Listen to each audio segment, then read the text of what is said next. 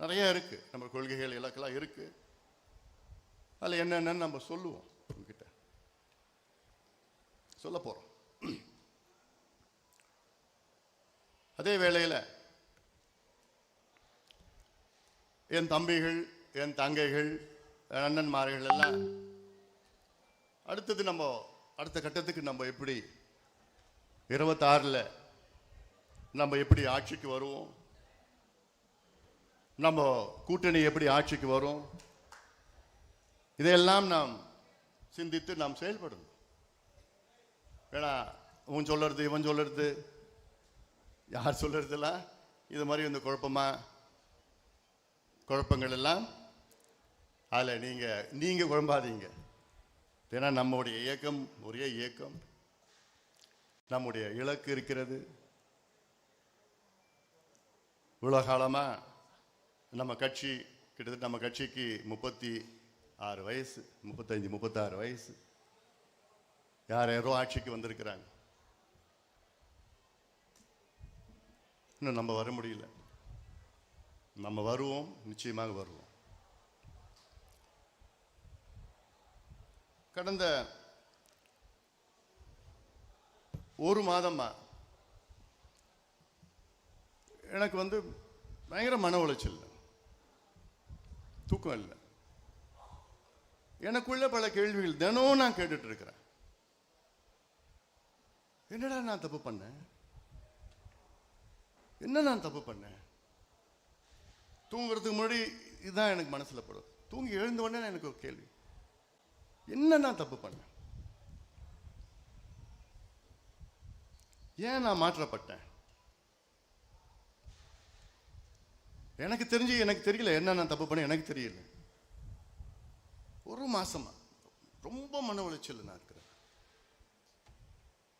என்னுடைய நோக்கம், என்னுடைய லட்சியம், என்னுடைய கனவு எல்லாமே ஐயாவுடைய கனவு, ஐயாவுடைய லட்சியத்தை நிறைவேற்றுவதுதான் என்னுடைய கனவு. வேற என்ன இருக்க போகுது? இவ்வளவு காலமா ஐயா என்னென்ன சொன்னாரோ அதை செய்து முடித்தவன்.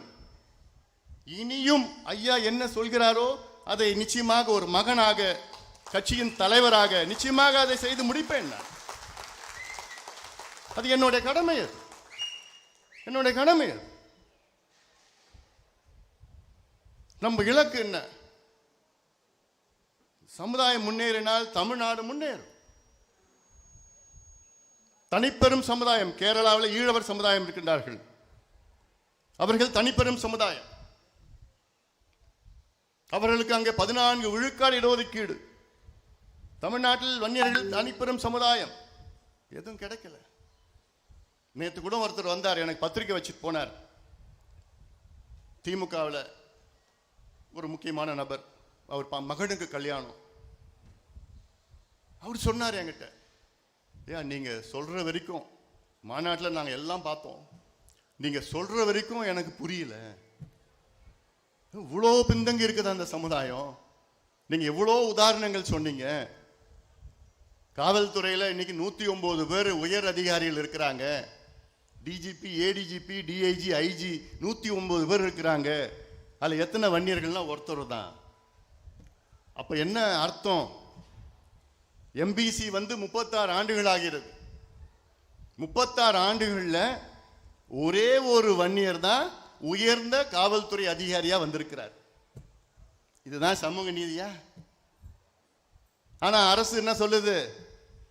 வன்னியர்கள் 10%, 12%, 13% வந்துட்டாங்கன்னு பொய் தகவல் சொல்லிட்டு இருக்கு.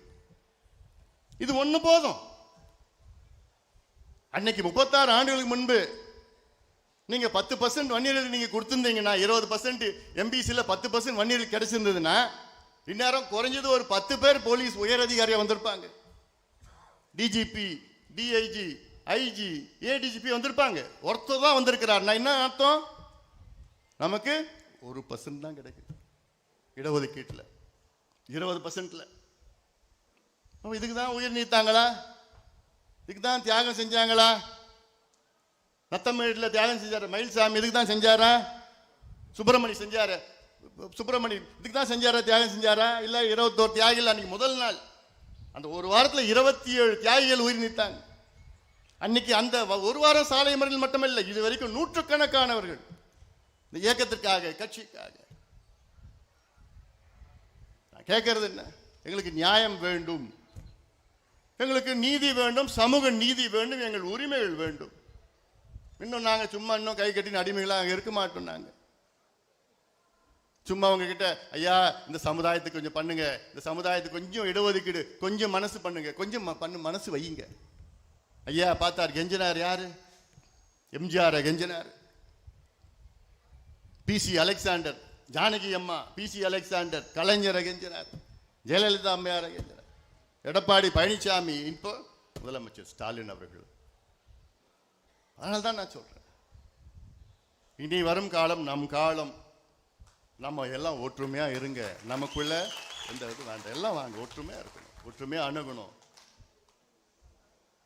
அதனால இதை நாம் எல்லோரும் உணர்ந்து வரும் காலம் நாம் எல்லாம் ஒற்றுமையாக சேர்ந்து நாம் அணுகுவோம், வெற்றி பெறுவோம். சொல்லுத போது அது முதல் வெற்றி என்னன்னா 2026 நம்ம வெற்றி பெறுவோம். முதல் வெற்றி அது. ஏன்னா நம்ம ஆட்சி அதிகாரம் இருந்தால்தான் நமக்கு இடஒதுக்கீடு கிடைக்கும்.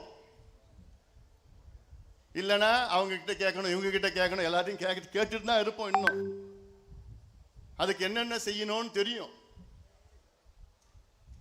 இந்த வியூகங்கள் எல்லாம் தெரியும், யுக்திகள்லாம் தெரியும். அதெல்லாம் என்னென்ன செய்யணுமோ செய்வோம். அதனால இந்த செய்தியுடன் இன்னைக்கு நம்முடைய கனல் ராமலிங்கம் அவருடைய ஆன்மா சாந்தி அடைய வேண்டும். அவருடைய குடும்பத்தினருக்கும், நண்பர்களுக்கும், உறவினர்களுக்கும், மூத்த முன்னோடிகளுக்கும் ஐயா சார்பிலும், பாட்டாளி மக்கள் கட்சி சார்பிலும், வன்னியர் சங்கம் சார்பிலும் உங்களுக்கு எங்களுடைய ஆழ்ந்த இரங்கலை நாங்கள் தெரிவிக்கின்றோம். பெரியவர் அன்னார் கனல் ராமலிங்கம் அவருடைய கனவு நினைவாக்க வேண்டும். அவருடைய கனவு என்ன? இந்த சமுதாயம் முன்னேற வேண்டும். அதை நாம் எல்லோரும் ஒன்றாக இணைந்து அவர் கனவை நாம் நினைவாக்குவோம் என்று சபதம் ஏற்று நாம் ஒவ்வொருவரும் சபதம் ஏற்போம் என்ற நேரத்திலே